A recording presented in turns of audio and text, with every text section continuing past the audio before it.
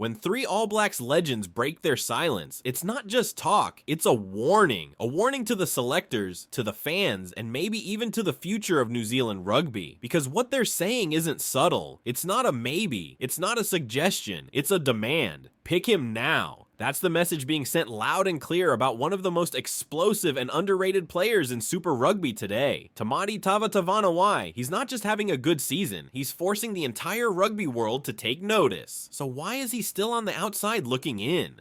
Tamati Tavatavanawai's story doesn't begin on a grand stage. It starts in the islands of Fiji, far from the spotlight of Eden Park. Like so many Pacific Island players, he didn't have the same resources, media attention, or early pathways that others enjoy. But what he did have was something far more dangerous: raw, unfiltered talent. He began his professional career on the wing, explosive, quick, and unpredictable. But it wasn't until he shifted to inside center that something truly terrifying happened.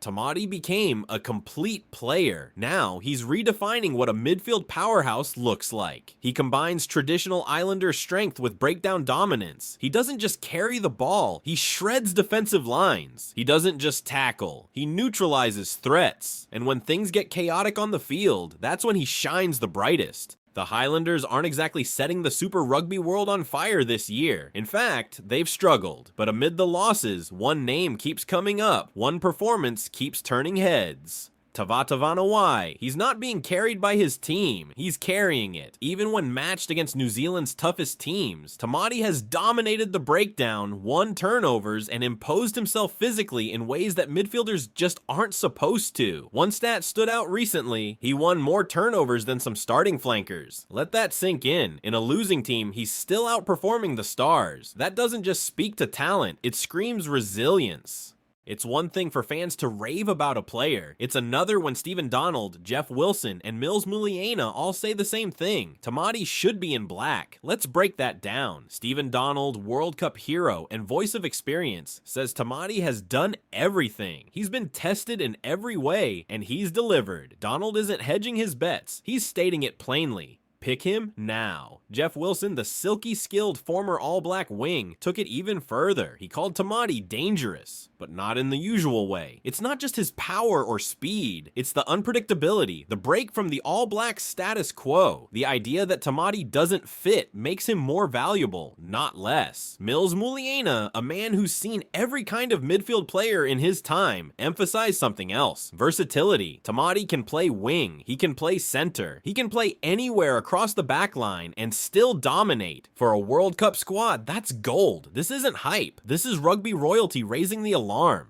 If Tamati Tavatavanawai looked like the average All Blacks midfielder, maybe this wouldn't even be a debate. But he doesn't. He's built differently, shorter, stronger, with a brutal fend that throws defenders backwards like they're made of paper. He has an unusually low center of gravity that makes him nearly impossible to bring down one-on-one. And when he hits the line, it's not just to get meters, it's to create chaos. That's what Jeff Wilson meant when he said Tamati thrives in chaos. He's not the polished, system-built player who fits perfectly into the machine. He's the kind of weapon you unleash when the game breaks down, when structure fails and instinct takes over. And make no mistake, international rugby is chaos. It's messy, it's fast, it's physical. Tamati doesn't just survive in that world, he belongs in it. Now, let's be honest, the All Blacks midfield isn't exactly weak. Jordy Barrett is back from Leinster and still commands respect. He's big, he's experienced, and he knows the 12 jersey like the back of his hand. Anton Lienert-Brown is a name fans trust, reliable, durable, smart. Quinn Tupeia is in the form of his life. Fast, physical, and suddenly adding distribution and vision to his game. Some are even calling him a midfield loose forward. So where does Tamati fit? That's the question. And maybe that's the problem. The All Blacks have depth, yes, but what they might lack is difference. They have structure, consistency, and chemistry. But Tamati offers something else: disruption. He's the unknown factor, the wild card, the kind of player you bring off the bench when the plan stops working. And right now, rugby is a game of moments, not just systems, not just phases, moments. Tamati Tavatavanawai is a moment maker. For all the talk about potential, there comes a point where potential becomes proof. Tamati Tavatavanawai isn't a project anymore. He's not a maybe. He's not someone who might adapt to the international stage. Because the truth is, he's already playing at that level. The power, the decision-making, the speed at which he reads the breakdown, the ability to find space or create it from nothing. All of it translates. You don't need to change him. You just need to unleash him. And here's the part that adds urgency. Tamati qualifies for the All Blacks through residency, not birthright. He may have been raised in Fiji, but he's committed his professional career to New Zealand. He's available, eligible, and ready right now. But eligibility is a two-way street. If the All Blacks don't act, another nation might. Imagine the scenario. Tamati walks out at a future Rugby World Cup wearing a different jersey, not because he wasn't good enough for the black shirt, but because New Zealand hesitated, and all the praise, all the admiration will mean nothing if he's lifting a trophy for someone else. This isn't a future problem, it's a right now decision. You can feel it building, the praise is rising, the fans are watching, the analysts are buzzing, and the message is clear. What more does he have to do? He's proven his worth through performance, through leadership, and through adaptability. He's played on the wing, shifted into the midfield, captained his team, and never let the spotlight affect his game. He's fought through adversity, carried an underperforming team, and he's still standing out. The selectors are on the clock because this isn't just about filling a jersey.